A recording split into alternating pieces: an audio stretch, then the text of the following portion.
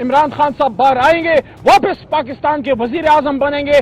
सफर वहीं से शुरू होगा जहां से बहुत सी चीजें डिस्कस हुई।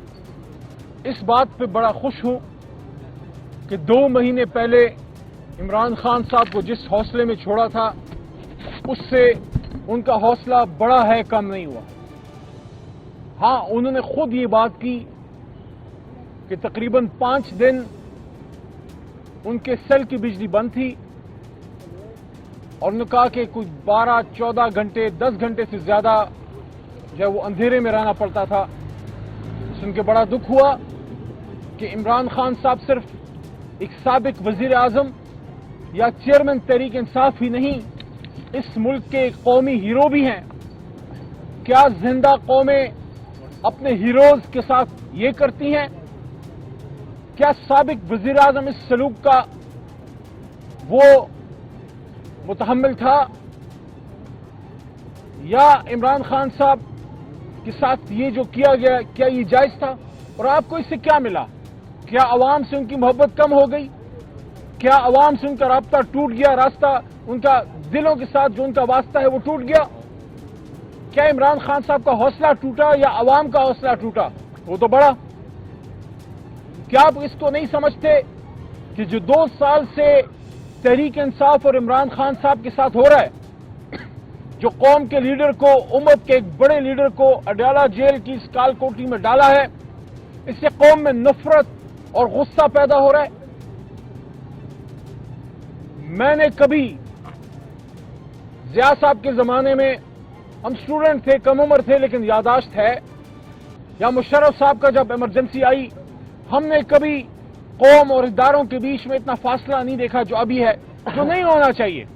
क्योंकि हमारे लीडर, कौम के लीडर इमरान खान साहब ने हमेशा ये बात की है कि मुल्क भी मेरा है, फौज भी मेरी है, इदारे भी मेरे हैं। तो फिर ये क्यों हुआ? कौम को अपने से दूर क्यों कर रहे हो? ऐसा मत करो। इमरान खान साहब को बाहर आना चाहिए। इमरान खान साहब का एक स्टेटमेंट होगा और फिर पूरी कौम और इदारे और सब लोग आपस में दोबारा बाहमी शीर व शक्कर होंगे। लेकिन ये काम इस 25 करोड़ में एक आदमी कर सकता है और उसका नाम इमरान खान है। जो हमारे साथ किया गया और जो हो रहा है, जो 26वीं आईनी तरमीम जिस तरीके से पास की गई, वो फस्तायत आज भी जारी है।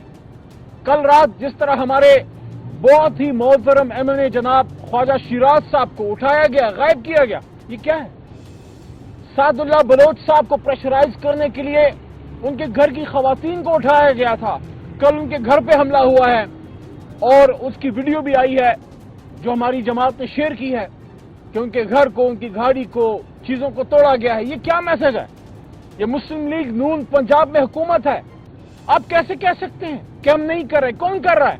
हुकूमत आपकी है, वजीर आला साहिबा खुद बैठी हैं, आप खातून हैं, आपकी हुकूमत के नीचे खवातीन के साथ जो किया जा रहा है, आप कैसे ही कह सकते हैं कि कोई और कर रहा है, हम लोग नहीं कर रहे? अगर आप लोग कर रहे हैं तो काबिल शर्म है, लेकिन अगर आप लोग खुदा न खास्ता इतने बेकार हो गए कि आप नहीं कर रहे, कोई और कर रहे, तो फिर कुर्सी छोड़ दें। ये क्या बात हुई? शहबाज शरीफ साहब, मियां नवाज शरीफ साहब, मरियम साहिबा, आप लोगों की हुकूमत है, आपकी हुकूमत में हमारे बंदे गायब किए जा रहे हैं, उठाए जा रहे हैं, घर तोड़े जा रहे हैं, चादर चारदीवारी का तकद्दुस पामाल किया जा रहा है। इमरान खान साहब के वकील इंतजार पंजोता के साथ जो किया गया, मैंने भी ये काला कोट, ये वास्कट काली, ये वकील का निशान पहना हुआ है। आप मुझे बताएं, बाकी बातें छोड़ें। इंतजार पंजोता के बच्चों ने, और मुझे नईम ने बताया था, जो उनके कजन है हमारे वकील खान साहब के, नईम हैदर ने, कि उनकी बच्चियां हैं, उन बच्चियों ने जब अपने बाप इंतजार पंजोता को इस हालत में देखा होगा, आप मुझे बताएं, क्या वो आपसे फिर मोहब्बत करेंगे? क्या आप काबिल फख्र किरदार अदा कर रहे हैं? और पाकिस्तान के नौजवान मिडिल क्लास को क्या मैसेज दे रहे हैं कि चाहे आप सीएसएस कर लें, चाहे आप वकील बन जाएं, डॉक्टर बन जाएं, अगर आप हक बात पे खड़े होंगे तो आपके साथ ये किया जाएगा जो आजम सवाती के साथ किया जा रहा है, जो इंतजार पंजोता के साथ किया गया। कौम का बेटा बहादुर, जिस तरह शरियार खान अफरीदी ने अडयाला जेल में मुसीबतें झेली, ایک اور بیٹا قوم کا مراد سعید جو کب سے اپنی جان بچانے کے لیے روپوش ہے. اس دھرتی کا ایک اور بہادر بیٹا بلوچستان کا سپوت قاسم خان سوری جو فخر ہے بلوچستان کا نہیں پورے پاکستان کا, اس کو ملک چھوڑنا پڑا. یہ کیوں کیا جا رہا ہے؟ آج پاکستان سے آج عمران خان نے خود مجھے یہ کہا کہ نوجوان ملک سے جا رہے ہیں, برین ڈرین ہو رہا ہے, لوگوں کو امید نظر نہیں آ رہی اس حکومت میں اور اس پورے نظام میں. لیکن انہوں نے ایک بڑی زبردست بات کی جو میں آپ سے کہنا چاہتا ہوں. خان صاحب نے کہا دیکھو جب آپ حق راستے پہ چلتے ہیں, جب آپ حق کے راستے پہ ہوتے ہیں تو مشکلات تو آتی ہیں, تو مشکلات کے لیے ہم سب حاضر ہیں, لیکن ہر چیز کی ایک حد ہوتی ہے. ٹرمپ کے الیکشن کے حوالے سے بڑی باتیں ہو رہی ہیں. خان صاحب سے اندر پوچھا بھی گیا, خان صاحب نے صرف اتنا کہا کہ ہمیں یہ امید ہے کہ کم از کم اب جو بھی حکومت آئے گی وہ نیوٹرل رہے گی, کسی کی سائڈ نہیں لے گی. تو میں یہ کہتا ہوں کہ امید, علی محمد یہ کہتا ہے کہ امید ہمیں کسی دنیا کی طاقت یا شخص سے نہیں ہے, امید ہمیں اپنے رب سے ہے. لیکن یہ امید ضرور ہے کہ یہ ایڈمنسٹریشن جو چینج ہوئی ہے, پچھلی ایڈمنسٹریشن جو بائیڈن صاحب کی تھی اس کے نیچے رجیم چینج ہوا تھا, ہمیں امید ہے کہ اس نئی ایڈمنسٹریشن کو اپنی غلطی کا احساس ہوگا کہ ایک نیوکلیر اسلامک اسٹیٹ جس میں 25 کروڑ کی عوام ہے, اس کے محبوب لیڈر کو کسی غیر آئینی غلط طریقے سے رجیم چینج کرنا یہ کسی بھی طرح سے نہ ان کے مفاد میں ہے نہ بامی تعلقات کے لیے بہتر ہے. بلکہ ہونا تو یہ چاہیے کہ پاکستان اس علاقے نہیں پورے دنیا میں ایک اہم ترین اسلامی ملک ہے, اس کو اس کی ڈیو عزت ملنی چاہیے. اور اس عزت کا تقاضا یہ ہے کہ یہ قوم جس لیڈر کو اپنا لیڈر مانے اس لیڈر کو لیڈر کا رول دیا جائے, اس لیڈر کو اس قوم کو لیڈ کرنے دیا جائے. اس کا انجام یہ نہیں ہونا چاہیے کہ کسی کو روڈ پہ مار دو, کسی کو شہید کر دو, اور جو کسی بھی طریقے سے نہ مانے اس کو 460 دنوں سے جیل میں ڈال دو. تو یہ جس طریقے سے آئینی ترامیم کی گئی بالکل غلط تھا.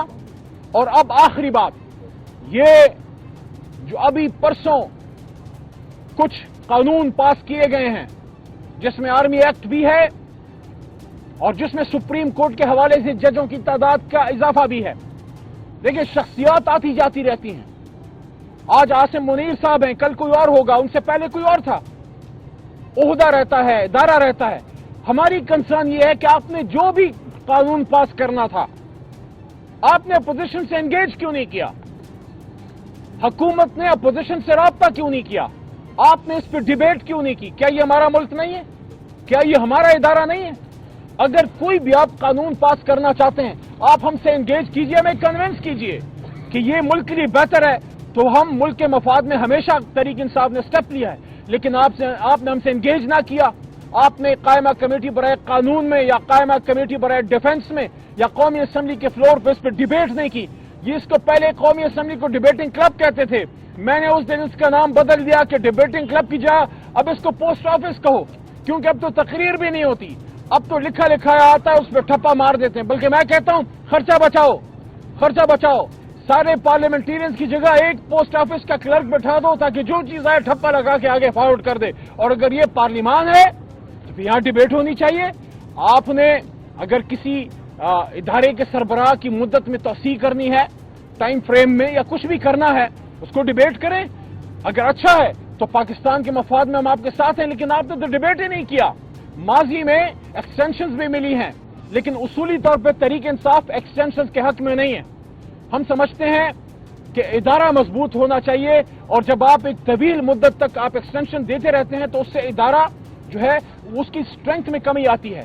ہم اپنی ادارے کی مضبوطی چاہتے ہیں, ہم شخصیات کے خلاف نہیں ہیں, نہ کسی کے حق میں نہ خلاف ہیں, لیکن یہ توقع ضرور رکھتے ہیں کہ کوئی بھی قانون اگر حکومت لاتی ہے, چاہے کوئی حکومت ہو, آج ان کی ہے کل ہماری ہوگی انشاءاللہ, آپ پارلیمنٹ میں لائیے, آپ دوسرے کو کنونس کیجئے یہ ہمارا ملک ہے, یہ ہمارا ادارہ ہے, اس کو مضبوط کریں گے, جس چیز میں بہتری ہوگی اس کو کریں گے. اور جو سپریم کورٹ کے ساتھ آپ کر رہے ہیں, 32 جج آپ لا رہے ہیں, ہندوستان کی 1.5 ارب کے قریب آبادی ہے, ان کے 32-33 جج 25 ہوں گے, 30 ہوں گے. امریکہ جیسے ملک میں شاید 30 بھی نہیں ہوں گے, 30 کے قریب ہوں گے. آپ 25 کروڑ کے ملک میں اچانک 50% انکریز کیوں کر رہے ہیں؟ آپ کیوں سپریم کورٹ کی طاقت کو کم کرنا چاہتے ہیں؟ پہلی چیف جسٹس کے عہدے کے ساتھ آپ نے کھلواڑ کیا.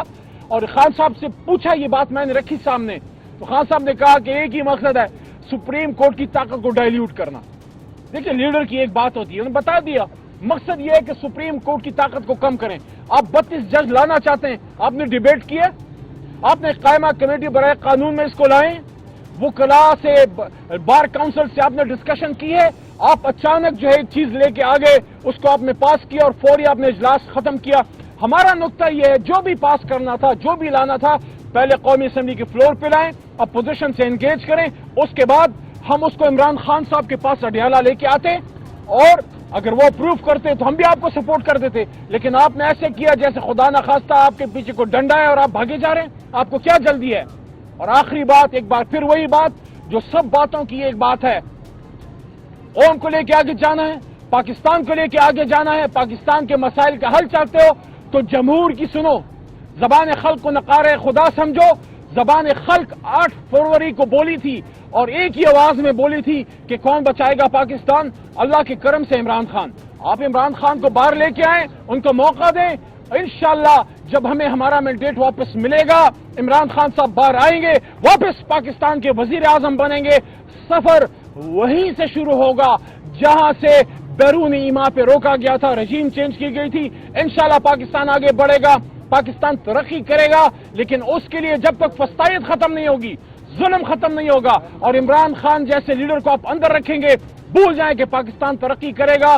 पाकिस्तान तरक्की तब करेगा जब आप अवाम की सुनेंगे, और अवाम की एक ही राय है कि पाकिस्तान का मुस्तकबिल तहरीक इंसाफ के साथ है, इमरान खान साहब के साथ। आतिश न्यूज, पाकिस्तान के सबसे बड़े न्यूज नेटवर्क का हिस्सा बनने का सुनहरी मौका। मुल्क भर से दर्ज झील आसामियों की जरूरत है। Bureau chief, deputy bureau chief, video editor, city reporter, tehsil reporter, district reporter, crime reporter, press reporter, नुमाइंदा, नामह नगार। Chief executive Syed Jamshed Bukhari. मजीद मालूमात के लिए इन नंबर्स पर राबिता करें।